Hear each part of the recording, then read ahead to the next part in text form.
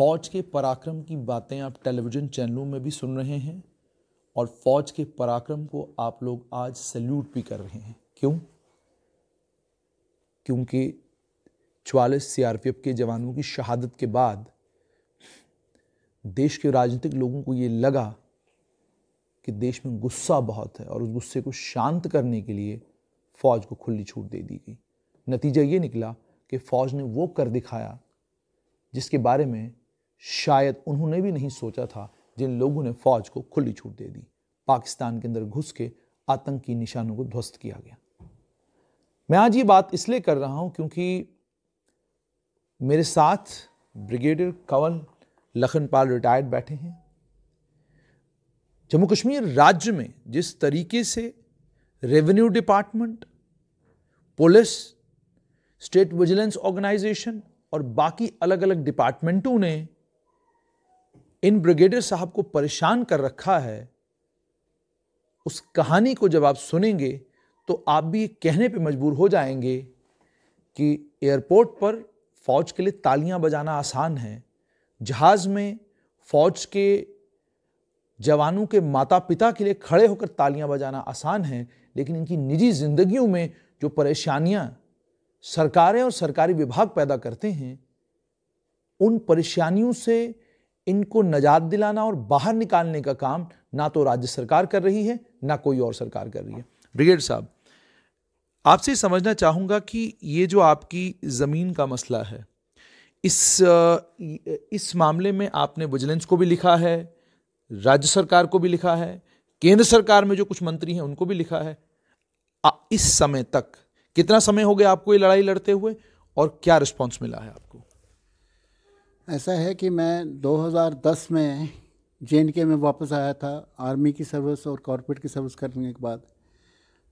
पूरी सर्विस के दौरान में, जो कि 1960 से लेके 2010 तक JNK से बाहर रहा, मेरा ज़मीनों के साथ या फैमिली के रियल एस्टेट के साथ कोई ताल्लुक़ नहीं था, क्योंकि मेरे फादर यहाँ रहते थे। 72 में उनकी डेथ हुई, उसके बाद मैंने ब्रदर लुक आफ्टर करते थे और आखिर तक 2010 तक सिर्फ मेरी मदर इधर रहती थी। जब मैं वापस आया तो कुछ लोगों ने कब्जा कर रखा था ज़मीन के ऊपर, उसको छुड़वाने का टास्क मैंने हाथ में लिया। डेटा क्लास के अंदर एक गोला शाह के नाम से जाने जाते हैं, वरिंदर गुप्ता है उनका असली नाम, उन्होंने मेरी 4 कनाल ज़मीन के ऊपर कब्जा कर रखा था। 2-3 साल रेवेन्यू के पीछे घूमता रहा, किसी ने कोई हेल्प नहीं करी। अल्टीमेटली मैं चीफ मिनिस्टर तक गया, डॉक्टर फ़रूक अब्दुल्ला थे, उन्होंने एक रेवेन्यू कमीशन इस्टेब्लिश करी, जिन्होंने आके डिमार्केट करी मेरी लैंड, छोटे छोटे टुकड़ों में करके उन्हें 3 कनाल 10 मरले तक डिमार्केट कर पाए। 10 मरले अभी भी गायब है उसमें से 17 मरले के पोजेशन नहीं दे पाई है रेवेन्यू डिपार्टमेंट। वो अभी मैं 2010 से लेके 2019 चल रहा है, अभी तक वो ज़मीन वैसे ही पड़ी है, ना ही मेरे को कंपनसेशन मिली है, ना ही वो ज़मीन वापस मिली है। सतवारी में जहाँ की मेरा घर है, मेरे पेरेंट्स का घर है, वहाँ पे फादर ने 11 कनाल ज़मीन खरीदी थी। उसके अलावा क्योंकि वो डिस्प्लेस पर्सन थे फ्रॉम मीरपुर एरिया, जब वो डिस्प्लेस होके आए तो उनको 48 कनाल ज़मीन उनकी फार्मल के मुताबिक बनती थी, जिसमें से 32 कनाल जगह उनको दी गई बीडी बारी में। जब ज़मीन को कब्ज़ा लेने के लिए गए तो वहाँ सिर्फ 27 कनाल 18 मरले थी, बाकी जो 4 कनाल 2 मरले थी वो रेलवे के पोजीशन में थी। तो वो 27 कनाल 18 मरले ज़मीन फादर को हैंड ओवर की गई। वो भी 2-3 साल के बाद उन्होंने एक्वायर कर ली इंडियन ऑयल कॉरपोरेशन के लिए, जिसके लिए हमको कंपनसेशन मिल गई है। तो 27 कनाल 18 मरले के लिए हमारी कोई शिकायत नहीं है। 48 कनाल पूरी करने के लिए उन्होंने जम्मू में, जहाँ की खरीदी हुई ज़मीन थी हमारी, उसके नीचे एक नाला चलता है लंडोई चोई, उसके नज़दीक उन्होंने 15 कनाल 2 मरले ज़मीन फिर फादर को अलॉट करी। फादर की तब तक डेथ हो चुकी थी। वो ज़मीन के ऊपर सिर्फ 3 कनाल 6 मरले हमको पोजेशन में दी गई। 5 ऐसे इंसान और हैं जिन्होंने उसको कब्ज़ा कर रखा था, उनके मकान बने हुए थे और आज भी वो मकान बने हुए हैं। उनकी 3rd जनरेशन अभी रह रही है उन मकानों में। ना वो मकान के मालिक ज़मीन के मालिक हैं, ना उनको वो ज़मीन अलॉट की गई है, ना उन्होंने वो ज़मीन खरीदी है। वो रेवेन्यू डिपार्टमेंट के साथ मिलकर उन्होंने कब्ज़ा किया हुआ ज़मीन के ऊपर। उसमें कर्नल रिशपाल भी हैं, रिशपाल जमवाल, ये चीमा है, शाही, हैं, एक मिस्टर जगदीश है। उसके अलावा लंडोई चोई का नाला है, और नाले की ज़मीन भी मेरे फादर के नाम पे अलाट कर रखी है, जहाँ की लीगल रिस्ट्रिक्शन है कि आप कोई भी वाटर बॉडी जो है अलाट नहीं कर सकते किसी को। तो रेवेन्यू डिपार्टमेंट क्या करता है कि 3 कनाल 6 का मरले जो मेरे पोजेशन में है, उसके बदले में वहाँ पे वो 15 कनाल 2 मरले लिखते हैं। उसमें शामिल हैं जो लोगों के कब्जे में है, जो लंडोई चोई के नीचे आती है। तो वो 3 कनाल 6 मरले एक्चुअल है मेरे पास, लेकिन दिखाया रह जा रहा है 15 कनाल 2 मरले। जब ये आप 15 कनाल 2 मरले दिखाते हैं तो एंटाइटलमेंट 48 कनाल से वो ज़्यादा हो जाती है। लेकिन रेवेन्यू डिपार्टमेंट के जो लोअर लेवल के आदमी हैं, पटवारी या तहसीलदार, उनको ये मालूम था कि कर्नल लखनपाल को ये ज़मीन कम दी गई है।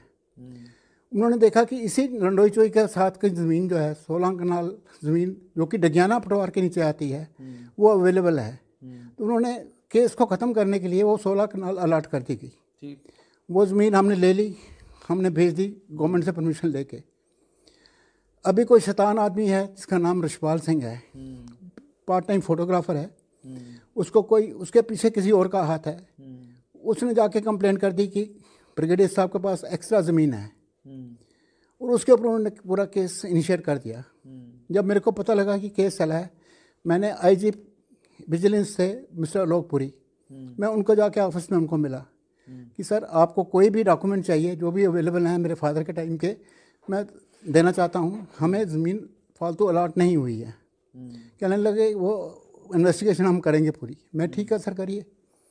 मैं उसके बाद 2-3 बार उनके ऑफिस में गया, मैंने रिटर्न एप्लीकेशन सारी डिटेल दे रखी है, सारे डॉक्यूमेंट्स उनको दे रखे हैं। लेकिन जब भी जाऊँ वो कह जब ज़रूरत होगी आपको बुला लेंगे। आज 5 साल हो गए हैं, मैंने कम से कम 20 बार वहाँ जा चुका हूँ।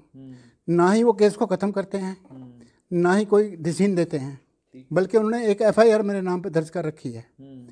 मैं जब उसके लिए एंटिसिपेटरी बेल के लिए कोर्ट में जाता हूँ तो वहाँ उनका वकील जवाब देता है कि ब्रिगेडियर साहब हमारे साथ कोऑपरेट नहीं करते हैं, हमें पता नहीं कब यहाँ से भाग जाते हैं, वो कहीं बाहर जाके रहते हैं। मैंने कोई मर्डर नहीं किया है, मेरे नाम पे कोई ज़मीन अलाट नहीं है, एक गज़ भी अलाट नहीं है। मैं बाई डिफ़ॉल्ट फैमिली का हेड बनता हूँ। फादर की डेथ के बाद हेड ऑफ द फैमिली मेरे को बनाया जाता है। जो भी फादर को अलाट हुई थी, I am a legal heir of my father, तो वो मेरे नाम पे ट्रांसफ़र हो गई है। उसको वो रिकगनाइज करते नहीं हैं, लेकिन ये कहते हैं कि ये कंवर लखनपाल की ज़मीन है। वो केस मेरे पे चला रहे हैं, अभी भी हाई कोर्ट में चल रहा है। एंटिसिपेटरी बेल नहीं मिली है मेरे को। उनका कहना है कि मेरे को ये बताइए कि जब मैं आलोकपुरी को, जो कि IG था विजिलेंस का, उसको राइटिंग में अपना मोबाइल नंबर दे रहा हूँ, अपना एड्रेस दे रहा हूँ, उसके ऑफिस में जा रहा हूँ, उसके 3 SSP को मिला हूँ, उसके 4 इंटेरोगेशन अफसर्स को मिला हूँ, फिर मैंने अब उनको कौन सी सपोर्ट नहीं दी है। मैं आज भी उनको इनवाइट करता हूँ घर आके सारे डॉक्यूमेंट देखें। अभी लेटली उन्होंने मेरे को 10 दिन पहले एक क्वेश्चनर दिया है, जिसका मैंने जवाब उनको राइटिंग में दे दिया है। तो मेरी तरफ से तो उनको पूरी कोऑपरेशन है। तो यानी ये सारी परेशानियां आपको ब्रिगेडियर साहब झेलनी पड़ रही हैं सिर्फ इसलिए क्योंकि लैंड माफिया रिकॉर्ड को मैनिपुलेट करता है, रेवेन्यू डिपार्टमेंट से मिलता है। मैं आपसे ये जानना चाहूँगा कि आपने जो राज्यपाल सत्यपाल मलिक को चिट्ठी लिखी, या जो केंद्र में MOS and PMO हैं डॉक्टर जितेंद्र सिंह, उनको चिट्ठी लिखी, उसका जवाब मिला आपको? उनकी तरफ से कोई रिस्पॉन्स आया? मेरे को आज तक किसी से कोई रिस्पॉन्स नहीं आया है। मैंने स्टेट विजिलेंस अफसर को चिट्ठी लिखी है, डायरेक्टर विजिलेंस को चिट्ठी लिखी है, डॉक्टर जितेंद्र को चिट्ठी लिखी है, गवर्नर साहब को चिट्ठी लिखी है, लेकिन अभी तक किसी का कोई जवाब नहीं आया। अभी तक कोई जवाब नहीं? अभी तक कोई जवाब नहीं आया। तो ये थे ब्रिगेडियर कंवर लखनपाल। मामला ज़मीन का छोटा हो या बड़ा हो, लेकिन 65 की जंग में जिस ब्रिगेडियर ने उस प्लाटून को हेड किया, उस प्लाटून के आगे आगे चले, जिसमें अब्दुल हमीद थे जिन्होंने पैटर्न टैंकों को तबाह किया था, अगर उस शख्स की, उस आर्मी ऑफिसर की ये हालत है कि ना केंद्र सरकार में कोई मंत्री सुन रहा है, ना राज्य सरकार सुन रही है, और विजिलेंस डिपार्टमेंट उनको परेशान कर रहा है, और घंटों घंटों उनको विजिलेंस डिपार्टमेंट में जाकर बैठना पड़ता है। उनकी जो इनके ब्रिगेड साहब के कुछ मेडिकल इश्यूज़ भी हैं, जो मेडिकल इश्यूज़ बहुत सीरियस हैं, कुछ भी हो सकता है। इन तमाम चीज़ों के होते हुए अगर ये हाल हमारे सैनिकों का है, तो फिर सवाल यहाँ पर ये खड़ा होता है, राज्य सरकार और केंद्र सरकार जब ये कहती है कि हम फ़ौज के साथ खड़े हैं, और फौज के जवानों के साथ खड़े हैं, हम ये पूछते हैं कि कहाँ खड़े हैं।